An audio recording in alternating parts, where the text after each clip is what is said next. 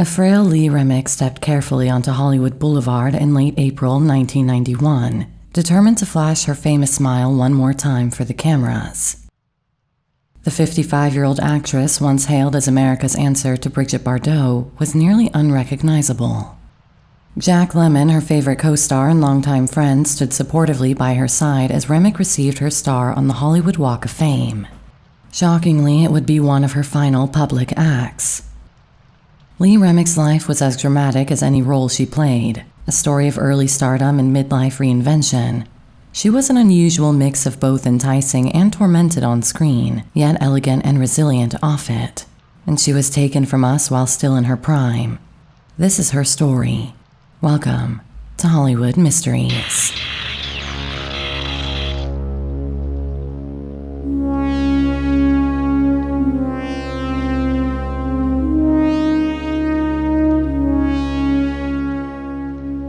Lee Ann Remick was born on December 14, 1935 in Quincy, Massachusetts. Her father, Frank Remick, ran a prosperous department store in Quincy, and her mother, Margaret Remick, was an actress. From her mother, young Lee inherited a love of the performing arts. From her father, she inherited an unpretentious, down-to-earth quality that would later charm audiences and colleagues alike. When Lee was 7, her parents separated and she moved with her mother and brother to New York City. In Manhattan, she attended the exclusive Hewitt School and studied dance, and began dreaming of a life on stage. By her mid-teens, the graceful blonde had trained for years as a ballet dancer, but a sudden chance to act was irresistible. At just 16 years old, Lee secretly auditioned for a summer stock theater in Hyannis, Massachusetts. She had to lie about her age to secure the job. Her parents found out but ultimately allowed it, and that summer of 1952 became, in Lee's own words, a summer of magic. The theater turned out to be literally a tent pitched on Cape Cod. When we got there, all we found was a big hole in the ground, she later laughed, but the experience was transformative. Lee threw herself into 9 shows in 10 weeks, dancing by day and performing by night. I never felt tired. I would have done anything they asked of me, she recalled of her teenage summer on stage. When she was finally given a few lines of dialogue in Carousel, she was ecstatic. They were my lines, and it was my show, Lee said years later. It was clear the girl from Quincy had caught the theater bug and there was no turning back. Lee's precocious talent soon led to bigger opportunities. In 1953, at only 17, she made her Broadway debut in a short-lived comedy called Be Your Age. Bit parts in live television drama followed. In February 1956, she appeared in a TV play on Robert Montgomery Presents that happened to catch the eye of director Elia Kazan.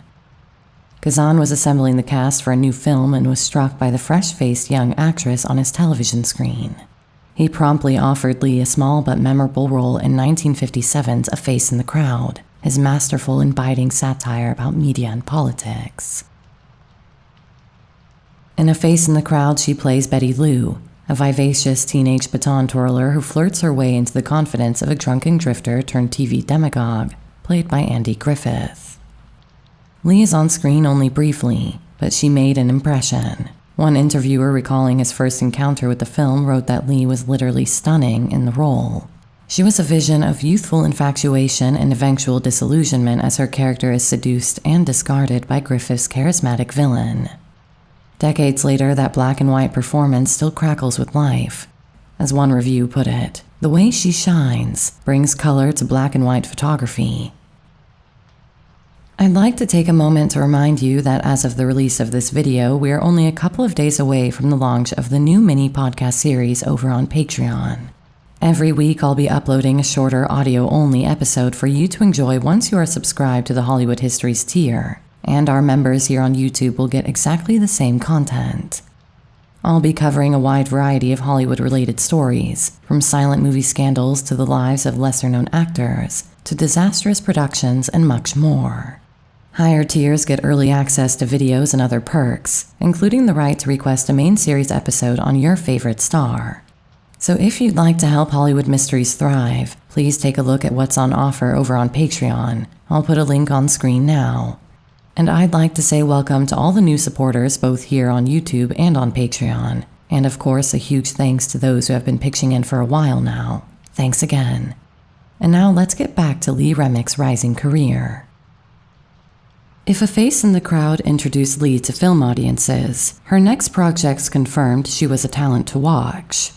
She appeared in the rural drama The Long Hot Summer alongside heavyweights Paul Newman, Joanne Woodward, and Orson Welles. A year later in 1959, she tackled an even more substantial role and achieved her breakthrough. Odo Preminger cast Lee in Anatomy of a Murder after the first choice for the part, glamour queen Lana Turner, was fired over a wardrobe dispute. If you're curious to hear all about Lana's pretty wild wardrobe demands, you can dive into our special two-parter all about her, which I'll link on screen now. Stepping into the role of Laura Mannion, the young wife at the center of Preminger's provocative courtroom drama, Lee delivered a performance both alluring and slyly complex.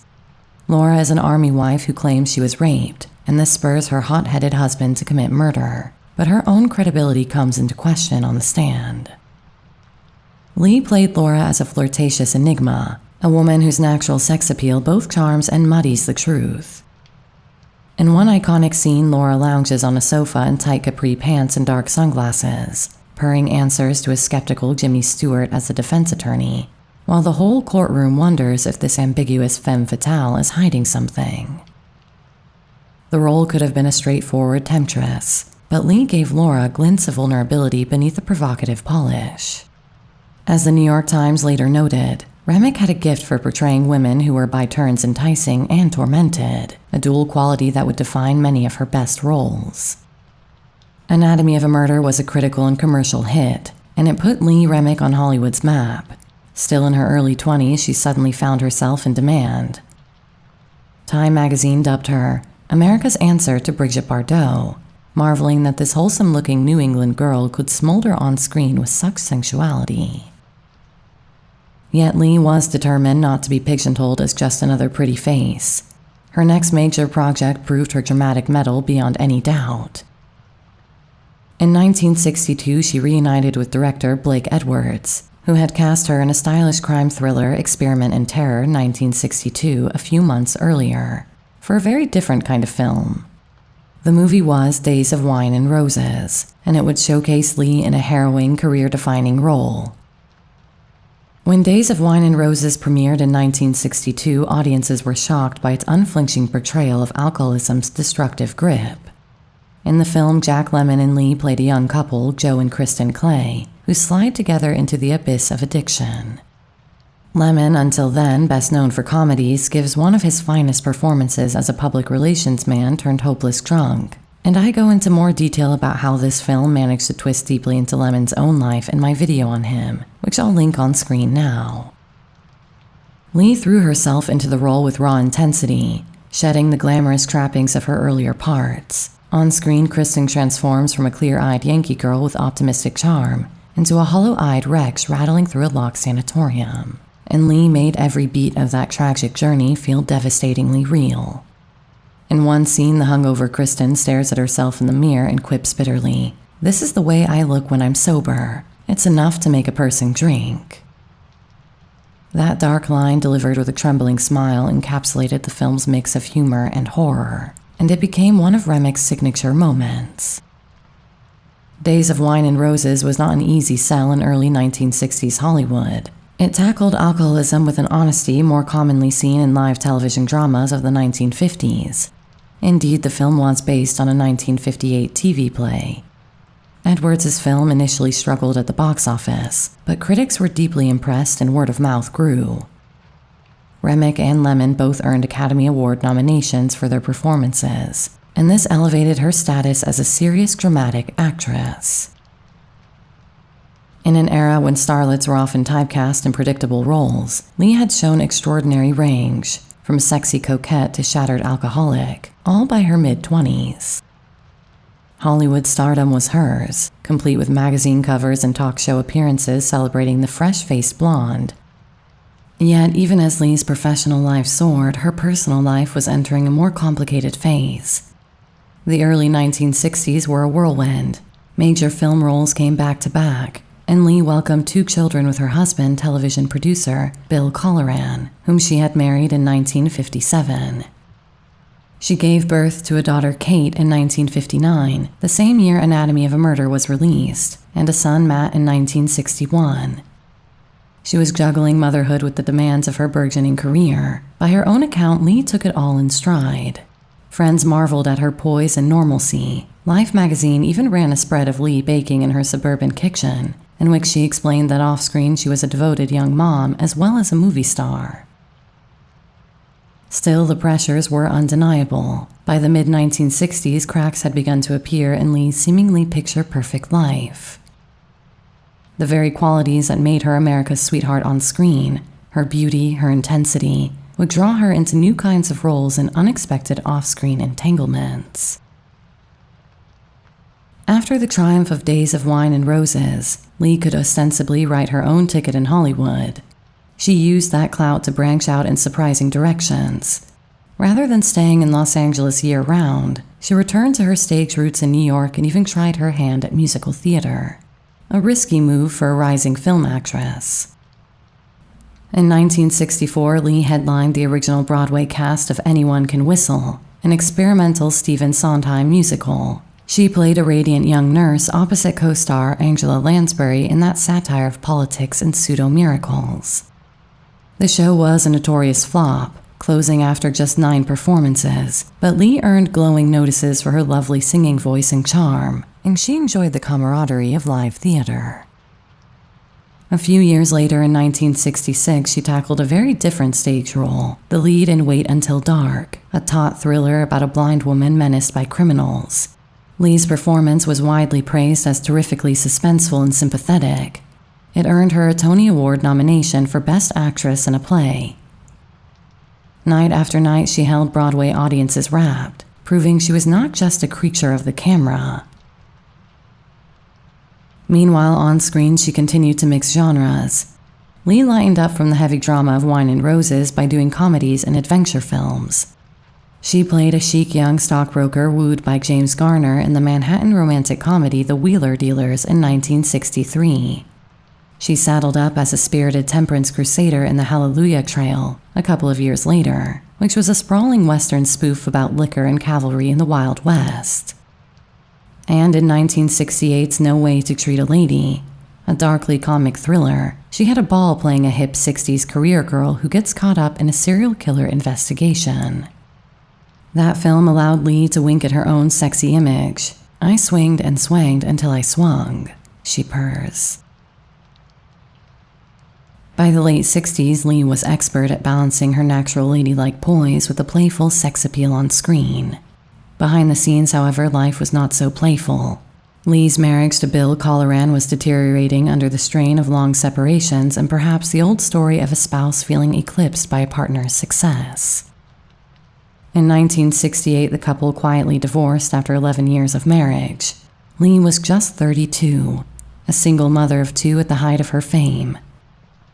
Ever discreet, she rarely discussed the split publicly, but fans sensed that the warm and wonderful girl next door had faced her share of heartache. Around the same time, Remick's name surfaced in gossip columns next to a far more illustrious and, in some quarters, notorious figure, Robert F. Kennedy. She and her first husband had been friendly with the Kennedys. Lee and Bill Colleran were frequent guests at White House events in the early 1960s, and Lee was an active supporter of the Kennedy-era Democratic Party. After President John F. Kennedy's assassination, Bobby Kennedy reportedly began tightening his relationships to some of his Hollywood friends. Some for business reasons, some for politics, a few for sheer camaraderie, and at least one for romantic desire. Years later, biographers would claim that Bobby did have affairs throughout his marriage, possibly including Lee Remick and Kim Novak.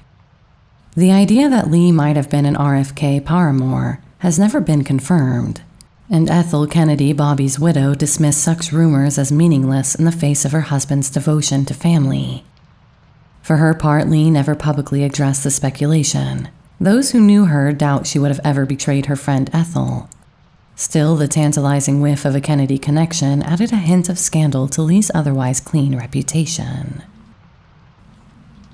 It was an ironic footnote for an actress who mostly avoided the usual Hollywood intrigues. If Lee was going to risk her reputation, then it would have to be for no lesser man than the Attorney General and presumptive future President of the United States. If nothing else, the rumor underscored how desirable Lee Remick was perceived to be in that era, not just by moviegoers, but by the most powerful and famous.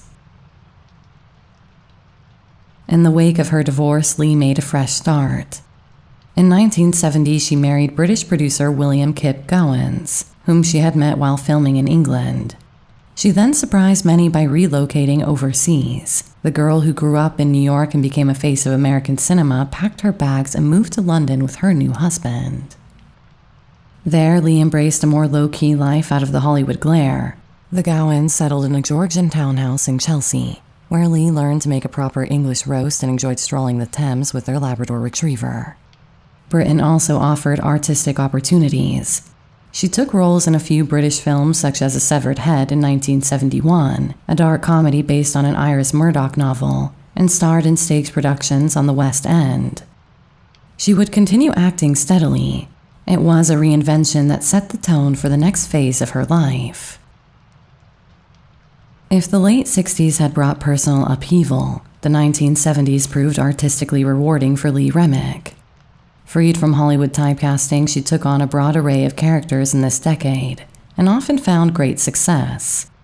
Notably, Lee became something of a go-to leading lady for prestigious thrillers and literary adaptations. She was now showing a maturity and gravitas that deepened her earlier ingenue image. One of Lee's most popular films arrived in 1976, the supernatural horror hit The Omen.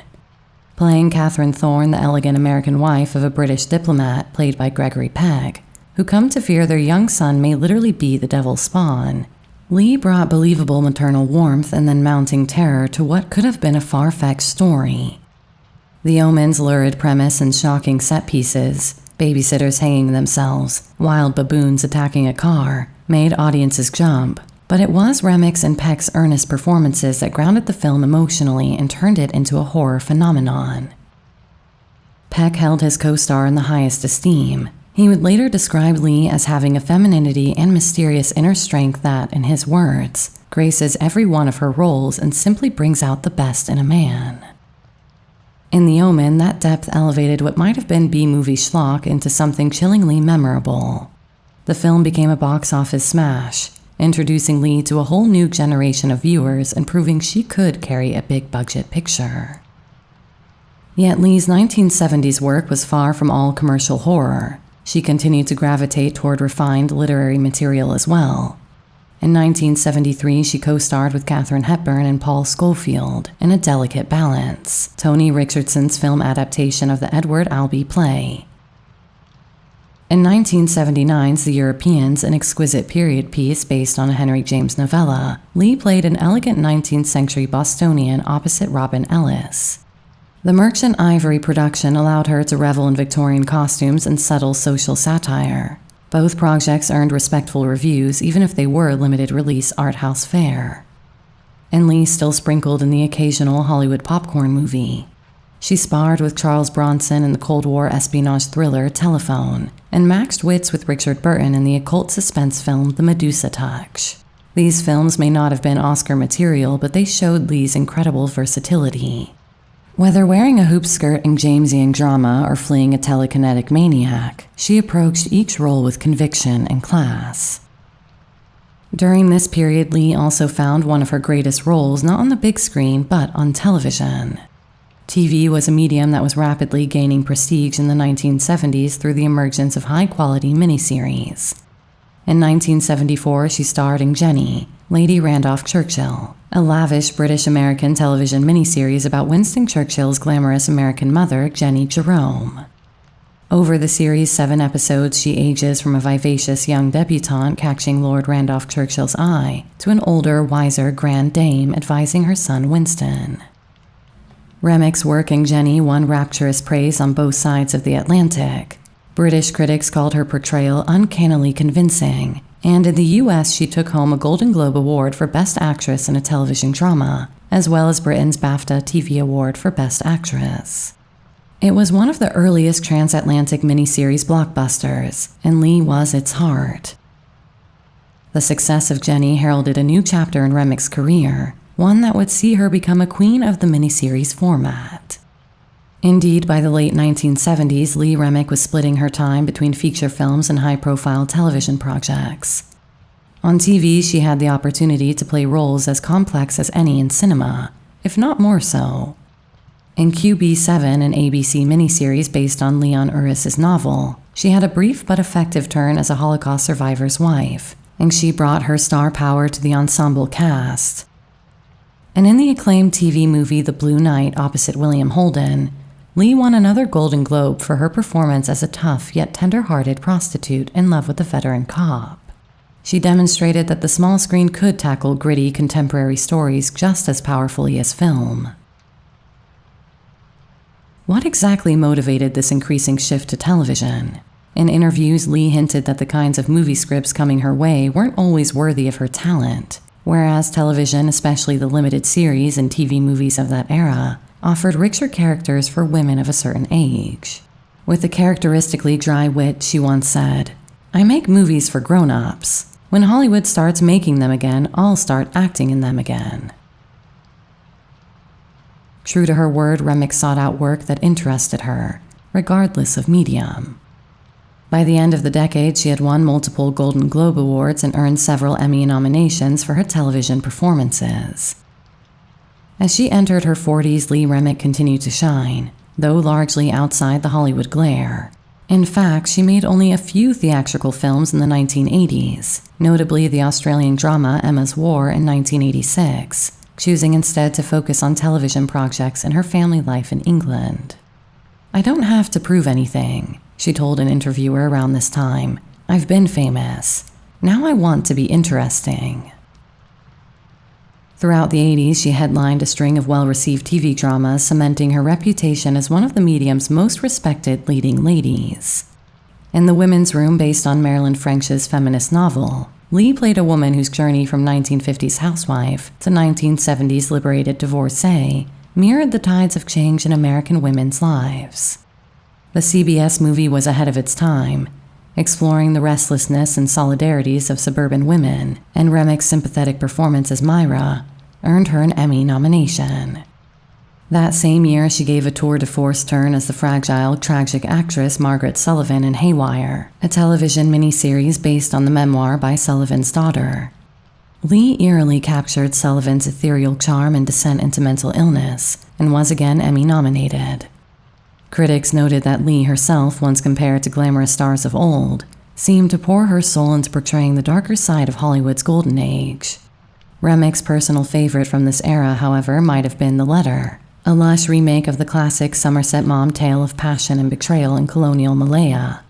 She took on the role made famous by Bette Davis, a wife who murders her lover in a moment of madness, and brought her own stamp to it, conveying not only the character's cool duplicity, but also the repression and desperation underlying her crime.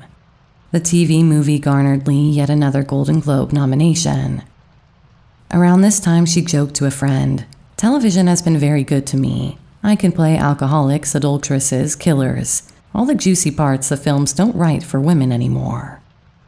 There was truth in her humor. On TV, Remick's range only expanded. The list of quality projects went on. In Tough Love, an ABC movie tackling teen drug addiction, Lee and Bruce Dern played anguished parents implementing a harsh rehab program for their son. Her performance was lauded for its raw honesty, with the Washington Post calling her as authentic a mother as ever seen on a screen. In Nutcracker, Money, Madness, and Murder, a true crime miniseries, Lee sunk her teeth into the role of Frances Schroeder, a Manhattan socialite so greedy and manipulative she convinced her own son to commit murder. The 3-part NBC drama was a ratings hit, and though playing such a devious character was a departure for Lee, she earned critical kudos and yet another Golden Globe nod for making the anti-heroine complex and chilling. By now it was clear, Lee owned the title of Queen of the TV movie. As one TV columnist put it in 1988, "When you see Lee Remick's name on the marquee, you know you're in for a certain standard of excellence." Perhaps surprisingly, Lee did not abandon the stage during these years either. In 1985, she participated in a landmark concert production of Stephen Sondheim's Follies at Lincoln Center, playing the glamorous, bitter Phyllis Roger Stone. In a cast full of Broadway legends, Barbara Cook, Mandy Patinkin, Elaine Stritch among them, Lee more than held her own. Clad in a sparkling gown, she delivered her songs with a sardonic bite and danced with an elegance that belied her years away from Broadway.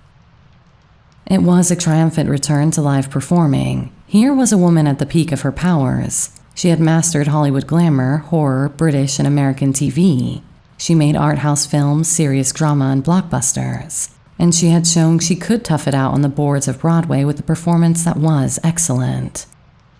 Yet, tragically, it would be one of her last. Unbeknownst to most fans, Remick's health would soon take a turn that forced her to slow down, and then finally stop her prolific career. In the spring of 1989, while on location in France for a film project, Lee received devastating news. She had been feeling unwell, fatigued with a persistent back pain, and medical tests revealed the cause: tumors in her kidneys and lungs. The diagnosis was advanced late-stage cancer. Lee was 53 years old. She kept the illness as private as possible, sharing the truth only with close family and friends. To the public, she largely vanished from view, prompting quiet speculation about her health. Those who did encounter her in this period noted that she remained upbeat and composed, determined to battle the disease with the same straightforward Yankee grit she had always shown. Indeed, for a brief time, it appeared she was winning. After aggressive treatment, Lee's cancer went into remission in 1990. Ever the optimist, she jumped back into work. That year, she accepted what would have been a dream stage role: Desiree Armfeld in a Los Angeles production of the Sondheim musical, A Little Night Music. Her fans rejoiced at the prospect of Lee singing Send in the Clowns on stage, but it was not to be. As rehearsals were set to begin, Lee suffered a relapse. The cancer had returned, now spreading to her liver as well. On doctor's orders, she reluctantly withdrew from the show before opening night. It was a bitter disappointment for the actress, who dearly missed the stage. Still, Lee faced this setback with characteristic stoicism, and even humor. "Well," she quipped to the director as she bowed out, "at least I know when to quit while I'm ahead." By early 1991, Lee's condition was growing worse. Treatment options were dwindling. She and Kip Gowans decided to move back to Los Angeles to be closer to her children and the center of the film community that still adored her. Knowing the likely outcome, the industry moved to honor Lee while she was still alive to appreciate it. In January 1991, she received the Women's International Center's Living Legacy Award, recognizing her contributions as an artist and humanitarian.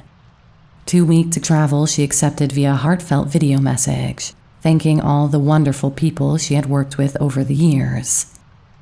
A few months later came the dedication of her star on the Hollywood Walk of Fame, the ceremony she mustered all her strength to attend to in person on April 29, 1991. Friends, co-stars, and admirers gathered on Hollywood Boulevard to cheer her. Witnesses were struck by the contrast. The once slim, vivacious actress was now puffy-faced and fragile, her famous blue eyes sunken. But Lee arrived elegant as ever, in a smart suit and hat, and when the curtain was pulled off her terrazzo star, she gave that radiant smile one last time for the cameras. Jack Lemmon stood next to her, holding her arm tightly. "I love you, kid," he whispered, his eyes brimming with tears. "I know," Remick whispered back. The crowd erupted in applause. It was a brief, beautiful moment of public gratitude for a beloved star who had given so much on screen. Privately, Lee was also celebrated by her peers in what would be her final appearance. In May 1991, a gala dinner was held aboard the Queen Mary in Long Beach to honor Lee Remick's career, specifically her work in bringing historical figures like Jenny Churchill to life. Gravely ill, Lee nonetheless attended, surrounded by friends. Gregory Peck, her Omen co-star, delivered a moving tribute, the one in which he extolled Remick's unparalleled depth of womanliness, and how that clear-eyed Yankee girl brings out the best in a man. Listening to Peck's baritone voice, Lee grew visibly emotional. When he described a scene from Jenny, The lights in the banquet hall dimmed and a clip of a young, resplendent Lee Remick flickered on the screen. Tears glistened on her cheeks. "I was beautiful then," she murmured to a friend at her side. Her friend replied softly, "Lee, you still have those eyes." It was an evening of laughter, tears, and countless standing ovations, a living eulogy for an actress who had earned the industry's respect many times over. Less than 2 months later, on July 2, 1991, Lee Remick died at her Los Angeles home. She was 55. Her family announced that she had died of cancer after fighting the disease for 2 years. The news sent ripples of grief through Hollywood and beyond. Tributes poured in from co-stars and directors. "She was grace incarnate," said Blake Edwards, who had directed her twice. "One of the most talented and decent people I've ever known," said Jack Lemmon. Private funeral services were held, and Remick was cremated at Westwood Memorial Park in LA. Finally, in a touch that surely would have made Lee smile, her children Kate and Matt rose to conclude the service by singing "Anyone Can Whistle," the title song from the Sondheim musical that their mother had starred in so many years ago. Lee Remick had that rare star quality that made audiences feel connected to her, whether she was playing a genteel wife, a frightened mother, or a self-destructive soul in need of saving. In one of her final interviews reflecting on her career, Remick said simply, "I've had a wonderful time. I tried to be brave, and I tried to be honest in my work." Thanks for listening. If you enjoyed this one, please consider hitting the like button to let YouTube know how you felt. And why not share the video with a friend? Plus, don't forget to make a trip to the Hollywood Mystery Store, where we have a range of exclusive shirts, stickers, and other products on offer. Shirts start from $25 and come in a range of sizes and colors. You can find all your favorite stars, including Steve McQueen, Kay Francis, William Powell and Myrna Loy as Nick and Nora, and plenty more. As always, thanks for watching. Until next week, sweet dreams.